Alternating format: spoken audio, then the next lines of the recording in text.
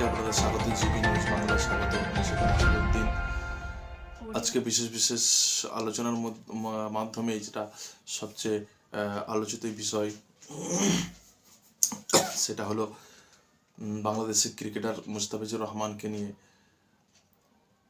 Media সংবাদ মাধ্যমের কেন্দ্রবিন্দুতে মুস্তাফিজুর রহমানকে নিয়ে বহু আলোচনা চর্চিত হচ্ছে সারাদিন বিগত 2-3 দিন ধরে।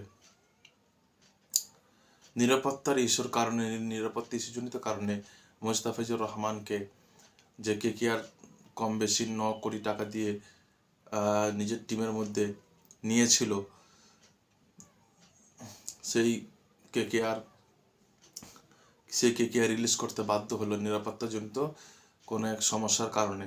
বাংলাদেশে এই বাঁহাতি বলার নিরাপত্তাজনিত কারণে রিলিজ করতে হলো কলকাতা নাইট রাইডার্সকে।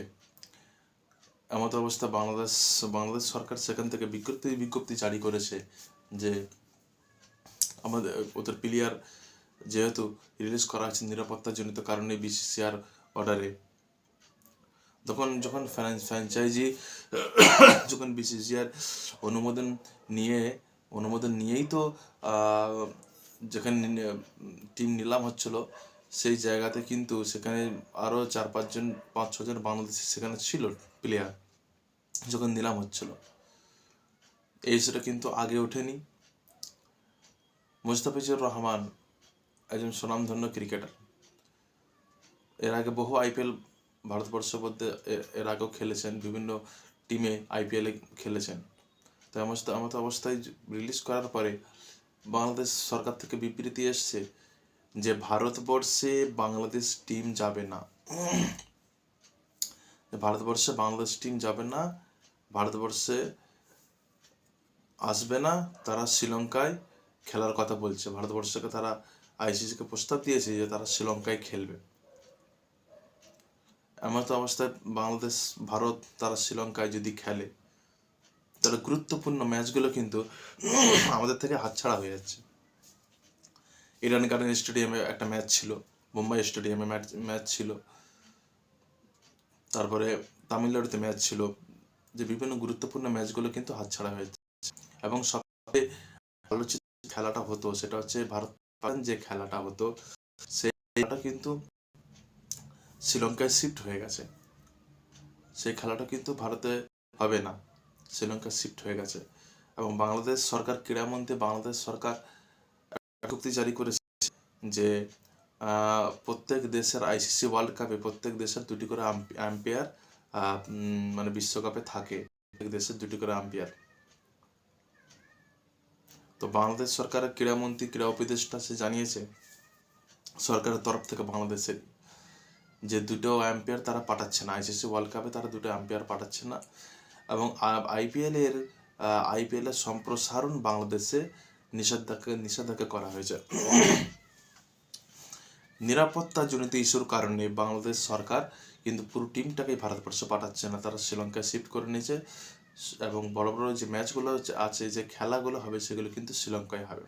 বাদ বাকি ছোটোখাটো যে টিমের খেলাগুলো সেটা কিন্তু ভারতবর্ষের মধ্যে খেলা হবে। নিরাপত্তাজনিত ইস্যুর কারণ দেখে বাংলাদেশ সরকার পুরো ম্যাচটাকে কিন্তু পুরো টিমটাকে শ্রীলঙ্কায় নিয়ে যেতে চায়, সেখানে থেকেই তারা খেলতে চায়। দেখা যাক এর পরবর্তী পদক্ষেপ আইসিসির কী হয়, আমাদের বিসিসিআই বোর্ড অফ ভারতবর্ষের ক্রিকেট বোর্ড অফ কাউন্সিলের সিদ্ধান্ত কী হয়। তাহলে আমাদের ভারতবর্ষে যে বড় বড় ম্যাচগুলো খেলার কথা ছিল, এ থেকে কিন্তু এক ধাক্কায় ভারতবর্ষে যে আর্থিক যে একটা অর্থের ব্যাপার ছিল, যে অর্থ উপার্জন, যে অর্থের সাপোর্ট বা অর্থের একটা বিপুল পরিমাণে যে অর্থ ভারতবর্ষে আসতো খেলার মাধ্যমে, সারা পৃথিবীর লোক ভারতবর্ষে আসতো, বাংলাদেশের লোক, অন্যান্য দেশের লোকগুলো ভারতবর্ষে আসতো। এই ম্যাচ সরে যাওয়াকে কেন্দ্র করে, একটা প্লেয়ারকে কেন্দ্র করে যে ইস্যু দেখানো হচ্ছে, নিরাপত্তাজনিত ইস্যুকে কেন্দ্র করে।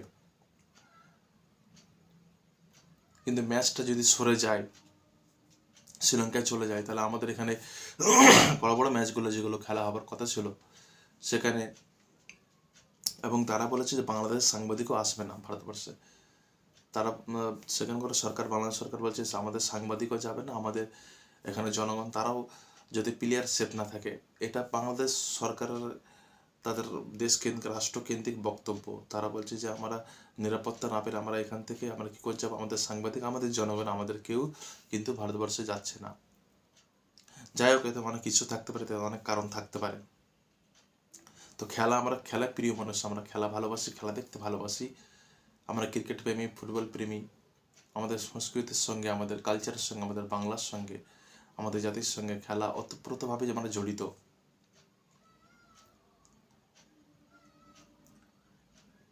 দেখা যাক এই সিদ্ধান্ত কি হয়। পরে যে খবর আছে, নিউজ আছে, খবর আপনাদের সামনে আমরা তুলে ধরবো। তো বাংলাদেশের এমন সিদ্ধান্তগুলো কিন্তু বিচলিত করেছে আমাদের ভারতবর্ষের বোর্ড কাউন্সিলকে, যে পরবর্তী পদক্ষেপ কি হয়, পরবর্তী পদক্ষেপ, এই সিদ্ধান্ত কি হয়। আরেকদিকে খেয়াল করে দেখা যাবে যে ভারতবর্ষের সঙ্গে বাংলাদেশের যে সম্পর্ক উন্নতি